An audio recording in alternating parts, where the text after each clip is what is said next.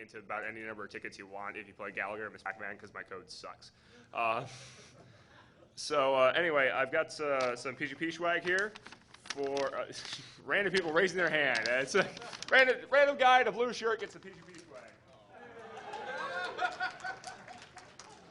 Let's hear it for Random Chance.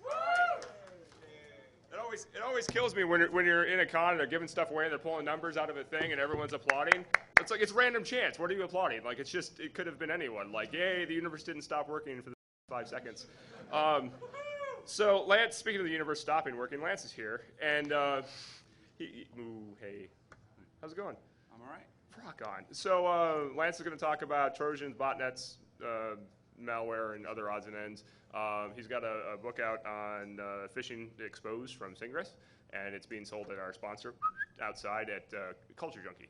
So I encourage you to stop by Culture Junkie's thing. Culture Junkie has this great little shirt, Open Mail Relay, M-A-L-E. It's kind of disturbing, really. There's one in the skill crane if you want to win it, and they're sold out. So anyway, Lance knows Trojans, botnets, and malware real well. I think I've actually gotten into arguments with him in the backseat of taxi cabs before about these kinds of subjects, and invariably he comes out on top. So he's a good person to facilitate the discussion. I wish you well. Hi, everybody. Everybody turn to page chapter 6 in your book. Oh, wrong class. Okay. Sorry, I guess we'll have to use a PowerPoint. How's everybody today? All right, cool. All right. I'm going to specifically try to reach over here at the same time. Okay, today we're going to talk about mainly malware. What is malware? Anybody who doesn't know probably is not sitting here, but it's malicious software, basically, or hardware. It's basically that it's designed to be harmful. What I'm going to talk about today specifically is in regards to incident response. A lot of people are basically having to deal with malware today, and it's more of a clandestine activity than it used to be. It's not exactly that obvious. We're going to discuss preemptive techniques, how to actually handle malware from the inside as an ISP or a bank or whoever's handling the incident response. We're going to talk about how research and development can help you get to be at that preemptive stage. And mainly I'm going to basically focus around identity theft related malware, things that are basically doing espionage type techniques like stealing your data. As we all kind of obviously know these days, cyber attack sophistication continues to evolve. The source is from CERT, and this is basically the attack sophistication is only getting higher. We're seeing distributed botnets, we're seeing distributed phishing, we're seeing more and more difficulties of the takedown and phishing and malware problem because of the fact that they're just going, oh, we'll just evolve to something more sophisticated, making it more difficult to handle. And it also continues to grow. Basically, these are 85% of respondents had breaches. There's a lot of basically 85% of the critical infrastructure is owned or operated by the private sector, which is an important issue, especially with financial institutions out there, dealing with a lot of the malware that's coming through that most of them may not be aware of. Over 20% of internet users now access online banking. In 2006, it's expected to be reached about 33%. By 2010, they're hoping that 55 million households will use online banking. Recently, also with all the credit card acquirements, Wang buying Providian, MBNA getting acquired by Bank of America, they're now stepping up in the game of credit cards as being more a prolific problem because it's more an attraction to the attacker. So we're going to brief on phishing really quickly and then go into the malware related to it. The reason why I'm going into phishing is the fact that the malware we're going to be talking about, you have to have a little bit of the motive, the MO on this one. So basically, everybody probably knows what phishing is. Raise your hand if you know what phishing is. Okay, so I can kind of skip over this one, but you guys get the idea. You probably all have one in your inbox right now. So it was from me. Just kidding. So basically, what I want to kind of jump into is phishing emails that you guys are getting in your inbox versus the malware and the ROI involved in that. Some of the larger phishing groups have associations with phishing emails and key logging malwares, and be careful with the key logging term because it's kind of come into a myth that's actually caused a lot of snake oil products that we'll cover later. Email's pretty effective, but the significant ROI gain these days is in data theft via malware. Using blended threats. And basically, I'm going to show some information recovered that we got from base camps of phishers. That base camps are basically kind of like the intranet for a phisher. So what they are is basically they share information back and forth on a dedicated Unix machine that they bought with a credit card, of course, probably not belonging to them. Okay, so basically, if you look at phishing emails, the average number of accounts compromised in a week on a good, very good phishing day can be up to 100. It's starting to drop a little bit more as people are more educated and getting it. People are, it's going down to more 10 to 20, 30, depending. Plus, you have to deal with takedown time. If someone can take down a site within 24 hours, you basically nail out 50% loss. With phishing malware, we're seeing up to 500,000 accounts in a week. Some of the malware I'm seeing has blind drops. Their data is about 15 to 20 megs a day of incoming traffic to their blind drops. So they're stealing about 20 megs a day, and that's at low distribution. Type of information compromised with phishing emails is mainly what they basically request specifically: name, address, phone, social security number, credit cards, all that fun stuff. With malware, it's more of a generic thing, and they get kind of, they'll get credit cards, they'll get, logins. Usually you'll see those mostly, and sometimes you'll catch some social security numbers. A lot of times they'll have to use scripts to put it all together to kind of, but what's happening now is you're seeing a lot of malware with a user ID for the victim, including their IP address and everything like that. So their machine, even if they travel, they can keep track of that victim. The volume of data generated via phishing is usually below 500 bytes of data. 1 week you'll see about maybe 50 kilobytes, and this is on a good, really professional job that's basically got a good mailing list.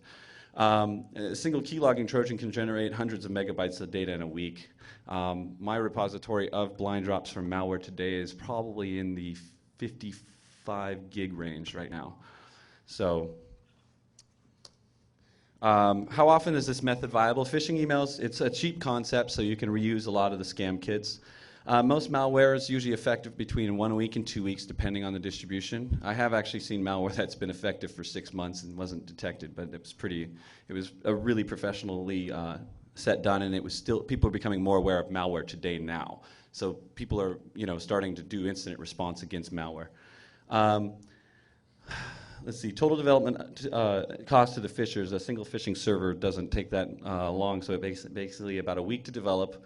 Then you can basically apply it to hundreds of blind drop servers, and you can reuse it. Single malware system can basically take about months to develop.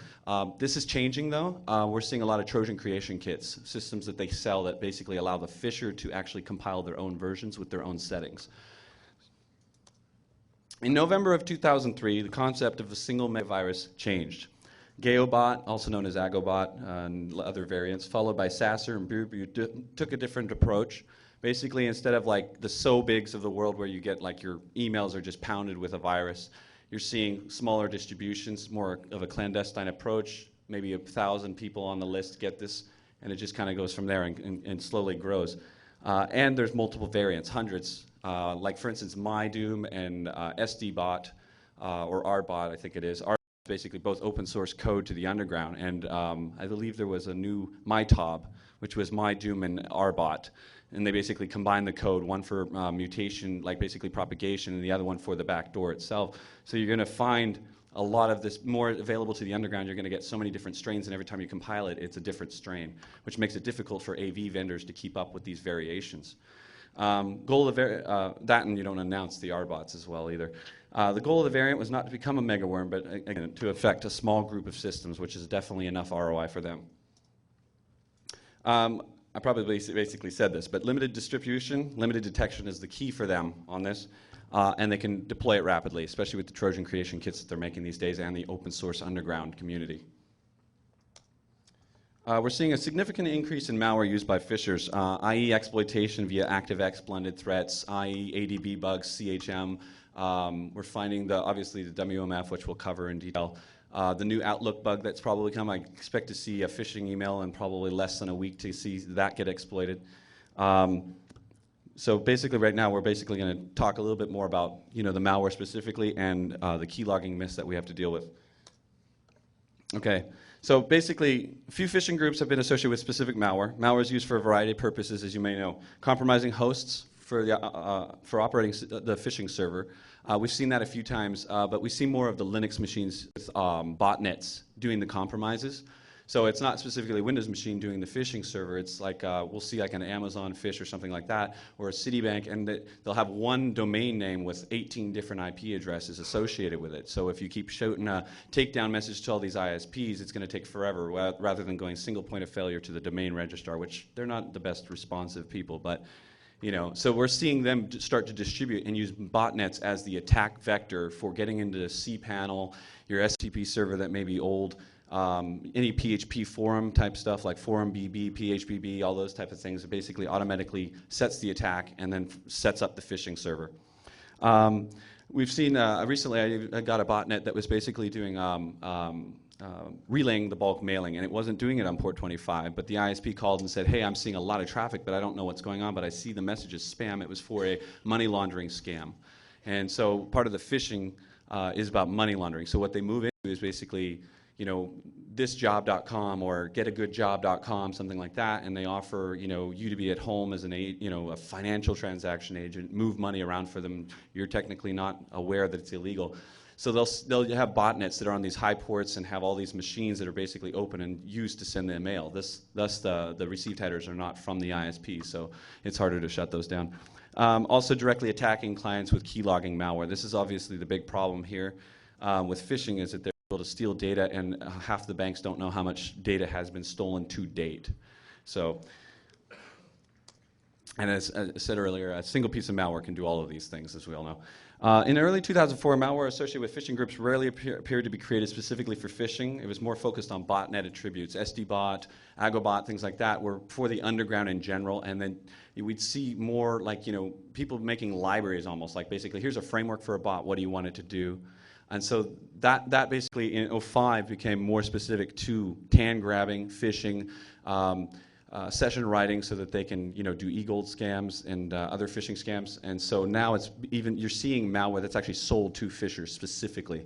So in 04, phishers took advantage of available malware to cater it to their needs. Now it's more that the authors are catering it to their needs because of the demand. I'm going to kind of skip through some of this because it's pretty much, we all know that it's remote controlled, email relaying, and we already covered all that stuff. So. In Q3 of 2004, a few large phishing groups had evolved to support their own specific malware, specifically what I was talking about.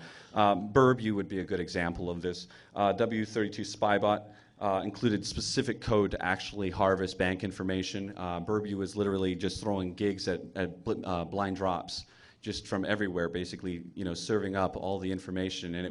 And when you looked at the base camp, there were actually scripts that they had, Unix scripts, to grep out certain banks that they were looking for. Since it was like raw data that's just coming through from the posts and the gets. Few phishing groups also appeared associated with keylogging software, specifically, not just the mail relays, not just the remote control backdoors, but actual keylogging. This is where, in detail, it's actually where your data is submitted, but it's posted to the web server. So when you hit submit to a login, they actually hook into your IE and send it that way. I'll have an example here in a sec. Instead of the application, because a lot of people, here's my problem with it right now, is people are calling it keylogging software, and they advertise software basically saying, oh, we can stop keylogging. And they're actually talking about keyboard buffer logging. That is not scalable. It doesn't make sense to do in malware as much. The simple way, because everybody wants to basically take the path of least resistance when writing malware, because it's already kind of some of a difficult art. What they would like to do is basically hook into IE, either a browser helper object, a Win32 API hook, those type of things. So instead of it literally just being key buffered logging, it's actually submitted forms, post and get receives, mainly post because that's when you're hitting a login. The log contains information about the infected system as well as the URL and submitted form values. More importantly, the malware intercepts SSL because it's hooked into IE, so it gets the header traffic, and it also uses IE as the agent to send back out to the blind drop. An example of data output seen by Hackstore, Burbu, PWS Banker reveals similar form grab, and this one's specifically from the A311 death malware, and this is censored, but basically this would be a Bank of America account, and it would have all your information, your current passcode, your access ID, and it basically has a UID, a GUID basically, for the user to keep track of, and it has an IP. There are more, when the actual malware initializes, it actually also tells the system your uptime. Do you have eBay protected storage or any kind of Outlook information? Do you get any PayPal information in your account? And so it looks for specific things. So we're seeing the malware propagate to specifically looking and doing the filtering before it goes to the blind drops so that they know exactly what they want. Usually these are distributed through IE class ID attacks. Like I said earlier, the ADB and CHM overflows, the iframe tag overflow. I've seen some Java proxy, similar ActiveX type things, and we're going to talk about the WMF. But before that, I want to kind of sidebar this real quick. Case example of the problem with snake oil and malware protection. A lot of people are selling virtual keyboards, keyboard logging protection, scramble pads, and anti-spyware desktop software. 99% of information theft malware doesn't log keystrokes. It's unscalable. What that means is, for instance, let's look at Citibank for a sec. Sorry, Citibank. But basically, they have a virtual keyboard on their system, and it's advertised and says, why use this? And it basically says it stops key logging spyware to taking your data. I tried to make this as big as possible, but basically I've circled, really haphazardly, but I circled the username and the password in the post. So basically, even though you have a virtual keyboard, it has no effect on the malware that already exists and has existed since 2003, specifically used to phish people. So unfortunately for Citibank, this software that they bought literally has never stopped probably one piece of malware related to phishing, because that's not how it works. It actually does a form grab. It has nothing to do with your keystrokes. End of 2004 showed significant modification to the malware. Basically, the prior key logging, such as Burbu, basically generated gigabytes of data in a very short time due to the fact that it got everything. There is software that still generates a lot of information, but more specific. There's a program called Nuclear Grabber, and it will basically take all your passwords. But like, if you're Bank of America and you run SiteKey, which is the passmark system for their in-band two-factor authentication, it basically breaks that because it actually covers the entire website information as well and gets the SiteKey's image name. So it gets your username, your password, and the image name so that they basically can log in as you. Plus, if you have a backdoor, you can just use their machine to log in for you. So basically, now loggers are focused on specific URLs, such as weblogins to Citibank, Bank of America, eBay, PayPal, eGold, WebMoney, even Russian sites are WebMoney cash stuff. Phishers do phish themselves. I actually see it's a really funny thing. I see Nigerian money transfers on these infected logs. So I'm actually seeing people like transferring money out of a bank, and I'm like, okay, I trace it, and it's like, oh, Nigeria, let's go see the spam archives. Oh, lottery winning stake, so basically sweepstakes. So we're actually seeing the Nigerians get infected with phishing malware, which is pretty good for forensics, actually. So multiple viruses appeared with this capability. Basically, we're seeing that multiple phishing groups either going to the same source or basically evolving together, and they're communicating back and forth. So it's unlikely that they're not exactly talking to them, others and stuff. As we see with the Romanians, they're on forums trading back information, so they're probably basically sharing more information. The Russians specifically are a little bit more tight-knit and quiet about where they're located and doing what, but they do have connections to talk to each other. I'm going to give an example. Phishing group number 2, what I call the Delaware phishing group. You can go to Security Focus and type in Google. Well, just go to Google and type in banking scam revealed, and there's a public paper on tracking that group. Basically, they have an attack pattern that's identified. And a lot of the times, and the reason why I'm going into the attack pattern is because when you're dealing with incident response, the whole point of this talk was basically when you're dealing with incident response, a lot of people get overwhelmed with incident response because they deal with a per response basis. It's the same with antivirus vendors, per virus basis. Okay, we need to change that, and the secret to changing it is a lot of research, looking for serial patterns, looking at us, grouping them up, making taxonomies.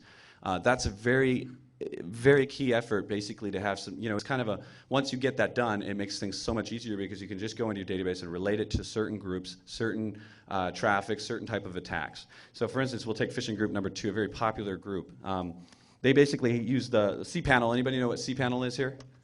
Okay, it's kind of a web ISP in a box. Basically, it's nice and easy, lets the user manage it and ready to go. There are a lot of vulnerabilities in cPanel. It's kind of, kind of an interesting piece of software. But basically, they're taking cPanel and they're exploiting it. Doing system compromise. They're doing a payload launch, so they're setting up their HTML file, which will basically do an ADB or CHM or WMF, and basically attack the site, the user. They basically hijack the network or a box for spamming. They specifically use dark IP space forged receive headers. Originally, I was thinking that was a BGP route injection, but I'm finding more forensics that show that they're breaking into the specific mail server that they're going to send from and just add a forged header. So either way, they wouldn't have been able to do it without being on that network, specifically inside. So what they're doing is they're using it to send spam. This group specifically uses DMS Generation 2, which is a direct mail sender. And then they're using the dark IP space to kind of throw people off and enable their anonymity because it's a pretty good forgery. Object class exploits for IE, Trojan downloader payload, so like basically the ADB, the CHMs, and all that, basically downloads and basically forces msits.exe on your computer is based off the MSITS protocol exploits. They use GPL code to actually do most of their attacks, which that's the big violation right there, is they violated the GPL, didn't give credit. And that's my problem. I'm going after them for that alone. So. But basically, if you go to Beren Weaver, I think he actually covered a lot of those exploits up these days, because I think he was probably getting a lot of hassle about that. But previously, when I was doing the research specifically to this, we were finding that URL had a lot of shellcode generation code on there, like a shellcode generator, and it had the actual ADB CHM stuff, since he was one of the people that discovered that. The funny thing about this group is object class attacks are not brand new. ADB and CHM have been out for, I mean, almost... is it 2 years now or something? I think it's about, 2 years. And basically what they're doing is they're not evolving unless it's necessary. So they use an older ADB exploit. Until recently, they have used the WMF. And what happened is January, February of 2005, Hackstore variants only existed for Windows 98. You couldn't compile it. It wouldn't run on 2000 or XP. And this is a program written in assembly. So suggest targeting end-of-life product. What happens is, who runs Windows 98 in here? Do you? Does your grandmother? Does your mom? Does anybody of your moms here? Raise your hand if your mom runs Windows 98. If you love your mom, you buy her a Mac. Yes, of course. I bought my parents a computer. I bought my parents a computer because of a similar problem. But how many of your cousins and older people that you know run Windows 98? Raise your hand. You know a lot of people. Does anybody know here, anybody who runs Windows 98 here? Do you know people here? Okay, so you get the idea. It's an end of life. There's no patching for it, okay? So IE, ADB, if you look at Outlook from Windows 98 and you look in that preview pane, you're screwed, okay? So basically what's happening is the older mom that's still got that 6-year-old Windows 98 machine is going, I'm just having trouble with my computer. Yes, you have a ton of malware on here, you know? So basically what's happening is that's the prime target for a phisher anyways. They have a retirement account, you know, there's money to be had here. They don't know any better. And so that's why I laugh about anti-phishing toolbars. Phishing toolbars do not solve anything. They just charge the customer and charge the IDS vendors. And they're basically, in a way, a ripoff because of the fact that the people buying a toolbar already know what phishing is. Your victim does not. So the evolutionary pattern for this, though, suggests that there's a path of least resistance, evolve only when necessary. Windows 98 is plentiful and best target for them, and why move if they don't have to? They're gaining revenue. Okay, so latest threats. The WMF exploit, discovered by Dan Hubbard, I believe. Joe Stewart, is that correct? I think you would know, too. He was one of the guys. Okay, so basically, one of the snort signatures had Dan Hubbard's name all over it. And basically, it was found in the wild as a 0-day. Phishers were using it from day 0 as well. It was supposed to be patched in November, the MS-05-053. Unfortunately, someone found the patch wasn't that good and went around it. Nuclear grabber used by phishing group number 2, which is a recent WMF exploit specifically. So we found some WMF stuff, and basically they're using, instead of the A311 death backdoor, they're using the same software author, but they're actually using something that grabs all the websites as well and doesn't do a backdoor. It's specifically just for grabbing a lot of data. It's a more expensive program. It's $2,500. So basically, AV vendors still call it Hackstore or Zaphod. A lot of times when it's compressed, though, they just call it Trojan.small.em, which doesn't help anybody. Sells software on corpsespyware.net. You guys can go buy a copy. Just kidding. For $250 to $2,500. He only does Russian sales so far. He doesn't speak English. He only deals with Russians at the time. Serial pattern for process of Hackstore. It's basically the Burbu successor. I've got some forensic evidence that suggests that the author, Corpse, actually was involved with members of the people who wrote Burbu, which right now is rumored to be the hang-up team, back in 2004. There was also some information delivered that basically showed a copy of Burbu for 05 that had Corpse signature in it, his author signature. Hackstore malware written in assembly, Trojan creation kit. I'll show an example. Basically, it's a Trojan creation kit. You have a pconfig.exe file. You basically compile it with what you name on it. You have some selection box that says kill firewall, disable antivirus, certain things like that. It compiles with permutations. So the Trojan creation kit's useful because every time they compile it, it has a permutation engine in it. It's usually packed with FSG. I've seen some versions with multiple packers in it or trickery. Easy for phishers to compile on the fly with customized settings. Okay, here's an example of the actual Fisher's side of the A311 death. So they have a lot of options. I wasn't going to take snapshots of every single thing, but you kind of get the idea that there's connection options. It's basically treated like a remote access tool with botnet features. It opens a SOX proxy when initialization. It opens a 7080 port. It opens port 16661 for the backdoor itself to connect, for this tool to connect to it. And this is a demo. He actually just sends out his demos so people can go to him and buy a copy. It's standard software sales. So you get the idea that it's getting sophisticated. It's a true business industry right now. It's becoming almost as normal as our industry itself. Okay, so let's take a look at an email. I couldn't fit in all the headers, but you know, phishing group for WMF exploit. So dear friend, we've got a 123greeting.com. Anybody get those in the last 2 weeks, 3 weeks? If you did, send me a copy as well. I always like to, look at those. But basically, this is not really at 123greetings. If you look at it, it's at mujagorda.bitacoros.com/base. That's index.html. Now, if you go there, then what they're doing is attempting to do the TD table exploit, where basically sometimes won't show the real location of the HTTP URL. If you go there, you'll end up getting the ny.wmf file, and basically it takes you to another site that grabs the msits file. And then infects you with nuclear grabber.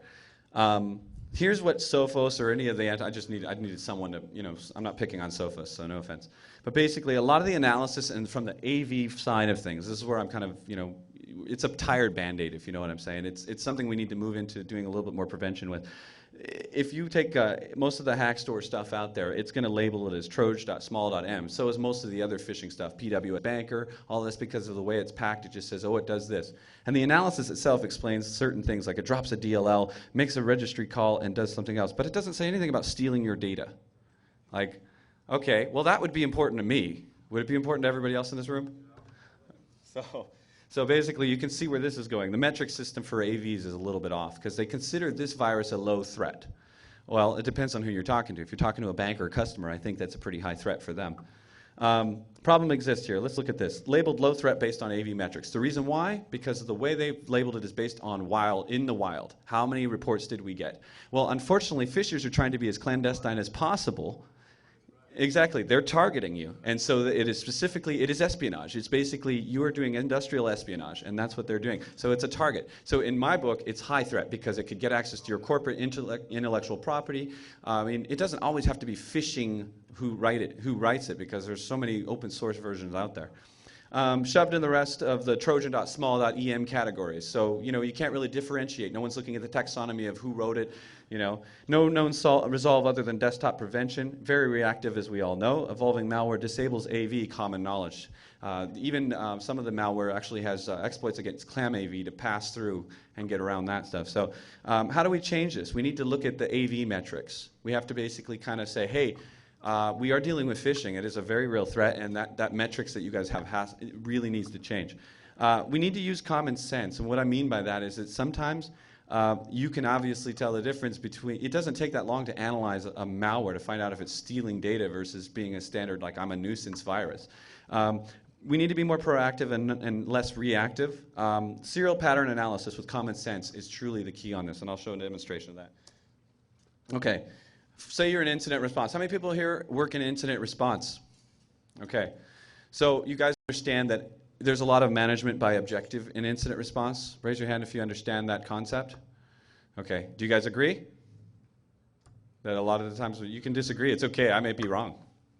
But basically, a lot of it is basically your job is to basically, sometimes you may feel like a janitor because you're just sweeping up the mess per mess, and you have 400 other cases still ahead of you that you have to worry about. So like I said, it's a per incident basis. Becomes a real headache because you're not really preventing anything, you're just having to respond. But that's your job, and that's what I mean by management by objective. Your objective is just to respond and nothing else, and your advice doesn't mean anything to the InfoSec group. And how many people know that feeling right now? Raise your hand. Okay. So threat modeling is necessary. Unfortunately, in incident response, no one allows us to do it, and the InfoSec community doesn't, or the InfoSec team department usually does not communicate with the incident response about threat modeling. AKA, someone needs to be doing the research behind what's going to evolve, what's happening now, What are the common sense tools that we can use to prevent this? What are the slither in that snake? What are the properties of the malware and about 99% of phishing malware or whatever kind of malware you're dealing with? The problem is you can solve a problem by categorizing it, taxonomizing it, and going, hey, these all have the same serial pattern. Why don't we do this? Rather than going, this is yet another one. How do we prevent this because it's new? Malware author grouping. I've identified multiple malware authors out there. And a lot of that time, it helps me, learn the modus operandi, learn their profile, their threat persona, because I know what kind of moves they're going to make. I've got them on my mailing list, and not on a mailing list, but a seeded email list, so that I can literally keep track of which group is what. Oh, they just sent me some spam. That's good. Some new malware to look at, things like that. Preemptive signatures forces them to evolve. When you have to force an author to evolve, this slows them down. I have a nice little story, and I didn't include it on here, but I did a pre-0-day attack on malware twice. There was the actually Hackstore stuff. I found a pattern to the point that I was literally going, okay, January 17th, January 24th, January 30th, and you see this little pattern. And then by the time it was, I started picking up this pattern, I actually found their test sites because I could predict it. And so I found them compiling before they ever launched. And I took the compiled version, analyzed it, found the blind drop, and shut it down twice in a row. This actually forced them to actually go back a month and do standard phishing until they actually complained to the author and said, what the hell's wrong with your software? So basically, it was a pre-0-day attack on them, and it's actually okay to do that. It's actually like, get there preemptively. Watch serial patterns because you can end up predicting certain behavior because everybody, when it comes to phishing, it's a serial habit. They will not evolve unless necessary, so move with that. It's like Aikido, move with it. So basically, we can also, if we identify authors and we make more effort on actually signaturing authors instead of just reacting to a virus, we may be able to get some possible apprehension, more investigations. The FBI loves to know who's writing viruses, and they will try to do something about it if it's possible. That's not an official statement from the FBI. So basically, we have research for Hackstore. Okay, so we're looking at our example 123 greeting. The iframe source, when you go to that site, basically gives you another box that basically gives you the ny.wmf file, which then gives you another box that takes you to site.com, which is some site that I censored that has an msits file on there. And basically, it downloads that and gets you moving. It's usually packed with FSG. Lately, it has been for almost a year now. It's kind of fun. There's a couple of mods that I've seen, but marked with corpse signature with this packing specifically. It actually had MZ corpse, and then it had the little packing information about FSG in there. Now, if you do some quick reverse engineering here, you're going to see the blind drop off of the DLL file that it drops into. So basically, I did a quick thing to basically get where it's going. So it's going to PCPeek. This site's been taken down, so don't worry. But basically, pcpeek-webcam.sex.com, and it's sending the data to images./data.php, which we can make a signature on, even though there's a lot of porn sites that do it. But if you're in a corporate environment, you don't want them going to that either. So blind drop we identified, and data recovered in real time, what I call phishing the phishers. Here's the actual blind drop. This is a different one, but basically what's happening is there's logs here. Remember that thing I showed you where there's an example of the Hackstore data that it steals? So this is similar to that. So you look at that one, that's already at 1 point, what is it? What's they say? 1.9 megs already. So basically we're seeing that, this is a low distribution, you can, but it's using the WMF, which has been patched by many operating systems, so they're going to start getting the lower end, the Windows 98s, people that are not patching.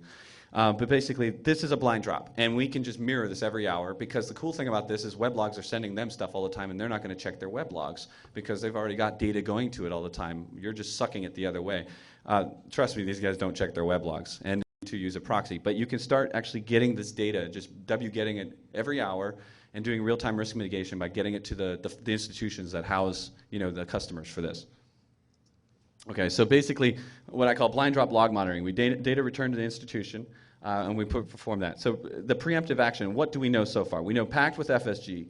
How many non-malicious executables are packed with FSG? Does anybody know? Not very many, and usually it's only assembly writers. What are assembly writers for, Joe? Malware. So basically, what's happening here is we can basically say we're packed with FSG. It talks to image.data.php. Some versions do dat7.php, images bserve.php. Group titles msits, and we've seen an msys.exe. So I wrote some bleeding edge snort rules that's on bleedingsnort.com. Basically, this takes the FSG package signature and basically marks it. Now the cool thing about this signature is that basically we prevent a large amount of new phishing malware because many phishing groups packed with FSG. Okay? Now, I'm not saying it's perfect, but it's an alert. We're not going to die if we get a false positive, but you're going to get a lot less. I actually put it on a major ISP, a friend of mine who runs the ISP. He got alerts in less than 5 minutes, and we found 2 Brazilian pieces of malware. And we found those blind drops, and we're able to do some mitigation. The only thing I have a complaint about Snort is that it needs to have a snap length for back buffering. It really annoys me because I want to be able to look at data before that. Problem response versus incident response. We're looking at an overall problem here. The research that we're doing is looking at the entire problem. What is malware? Phishing specific? How does it work? Can we attack that problem on how they're evolving and using their malware? Because of course we have the path of least resistance, which is to our advantage. Example, form grabbing. Assume everyone is affected, and how do we solve this? Okay, here's a bank site that we set up. It's a joke, kind of first bank of phishing. So basically, I use this bank daily. It's a good bank. You should check it out. No money in it, but still. So basically what I'm doing is I've got live HTTP headers just to kind of show you what's going on. So what I'm doing here is a basic concept of I'm going to log into the bank, quote, and what I've done is I'm using JavaScript and DHTML. Look at the actual post content. You see that long string right there? That's my login. And if I'm infected with that, that's what gets sent to the bad guy, which is a 45-second key. It's basically created with a 45-second key, and it's encrypted as a post and decrypted on the back end. So what's happening is I'm assuming everyone's infected, and I've just stopped form grabbing because of the fact that now they got to actually go and evolve and figure out how to break the key.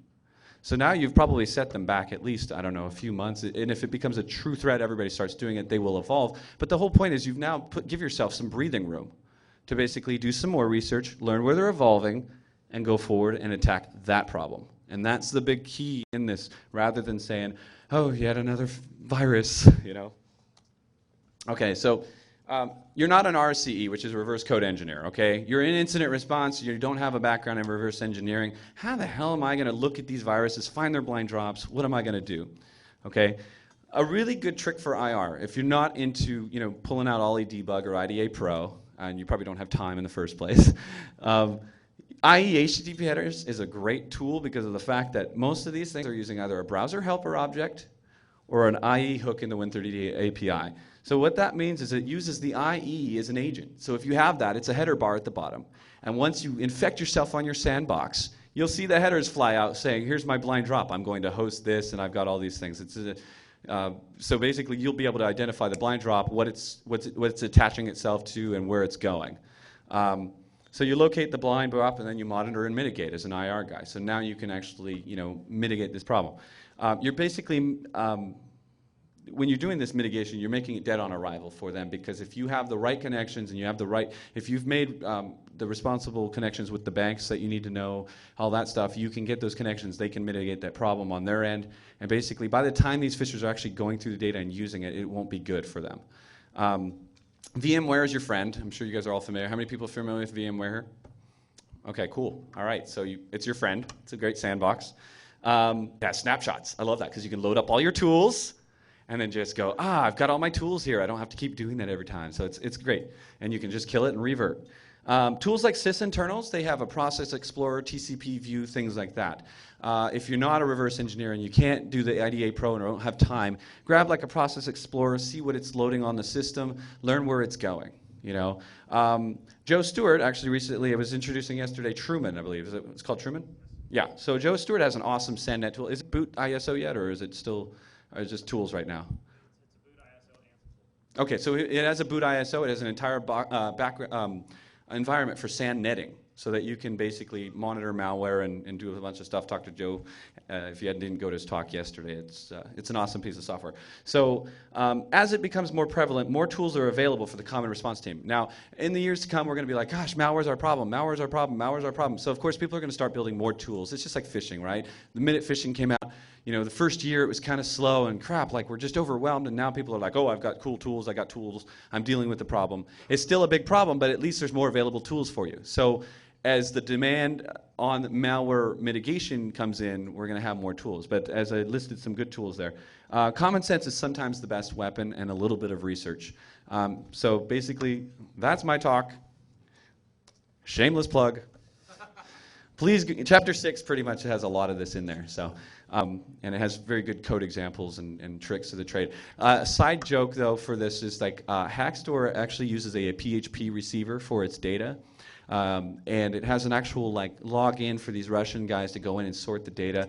That has a cross-site scripting vulnerability. So what I call track exploiting may not necessarily be legal. It's a gray area, but knowing the information and check with your prosecutor, it could be useful for tracking. So, okay. Talk to you guys soon. Thanks again. Oh, any questions?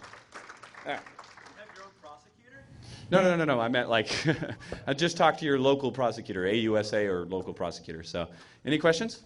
I don't know which one to pick. Let's go right here there first. What kind of good reference other than the paper by the German HoneyNet group talking about bots and botnets and tracking and debugging them? You know, the offhand, I'm going to have to like look. There was a recent good paper actually on Security Focus about malware. Do you remember what it was called? I don't remember what it was called, but it was just on Security Focus. So look at the last week's Security Focus archives, and there's an entire paper on where malware is moving to, what it's doing these days. That was a very good paper. I just can't remember the author right now. Sorry, author. So, but go on Security Focus from last week, and it should be on also binary analysis and possibly forensic security focus. So any of those archives, look that up. And there's a really good paper on malware that just came out. Trends in malware. It's a D. His name's D something D. Like it starts with 2 D's. Like his first name and last name is something with D. I can't remember his name, but it's a good paper. Did you like it? There's not strong papers out there right now because it's kind of a 1% industry. People who are into it are kind of. It's a trusted industry. It's very it's closed marketed right now, and I'd like to see. And it's because everybody's careful with that. So I think that we may be able to see more and more as it comes, but people are still getting their hands around it. So, but come to me and talk to me afterwards as well. I've got a lot of research internally that I can share. So, who's next? You. How much of a threat do you find hobbyist malware writing groups such as 29A? As hobbyist malware writing? I would say Brazil's more hobby, amateur, but they tend to be smart and stay within Brazil due to the fact that they're nervous about their skill set. I forgot to include that too, and I think you talked about that yesterday, where you can see the actual usernames in these compiled versions of VB and Delphi that actually have like my project / documents and settings, and you can even find the name of what they're compiling it as and stuff. There's a lot of amateur, malware authors out there, and if they're smart, which in Brazil they seem to just stick to their ROI in Brazil so that it's not, that you don't have the rest of the world going after them kind of thing. So there's some hobbyists. I see more that it's, the malware I'm looking at is pretty professional though. So I think hobby is like kind of to jump into it as a hobby would be scary to do it wrong. So go ahead. Yeah, we've infiltrated many malware groups. How we do our research, it depends on each piece of malware. For instance, like the corpse stuff, one, he's kind of open about it a little bit. If you know where to look, and two, you study. You know what a really good trick is to find good malware is ya.ru or yandex.ru. A lot of Google does not pick up Russian sites because of this Cyrillic support right now. But if you go to ya.ru and you start looking up the malware, you find where the owners actually have their websites marketing the malware. So there's one thing. There's also like certain binary analysis, putting together code bases, analyzing code bases, looking at different code bases and seeing the relations. Once you have taxonomies, you can get things a lot more under control because you can actually identify and categorize certain things that progress and evolutionize. Yes? Are you beginning to see more in the way of screen scraping rather than form grabbing? Not really. I saw some in Australia a little bit, but the screen scraping still needs to have form grabbing, so it's not really that pointful. I was going to talk about that. The screen scraping and the egram, also the session writing, we've seen a couple. Joe, have you seen many? I haven't seen many of that. Yeah, they do that, but they still have to form grab or at least send some, hooks in and stuff and grab the stuff. I have not looked as much at Brazil because it's pretty much the same stuff, so you get tired of, going over it all the same time. But I've seen some in Australia, and Joe said he's seen some in Brazil, but it's not the most popular approach because you still have to do all the form grabbing, and it's supposed to stop like the scramble pads and help with that stuff. But there's other ways around those scramble pads most of the time, anyways. Anyone else? Okay. What are your thoughts on offensivecomputing.net? I have to go there first. I heard about it yesterday. So, sorry. Sometimes I get so micro in my work that I don't look out to the internet too much. So, Anyone else? Or are we good? Okay, fine. Shameless plug, books out in the hall if you guys want a copy. It's got some good stuff on malware and all the technology, Technofuse. And anybody who's into web app, it's got 2 great chapters, 200 pages just on cross-site attacks. Okay, have a good one. Thanks.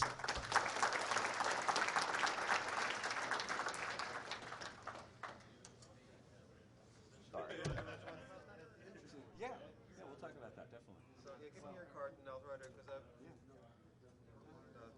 I just wanted to say.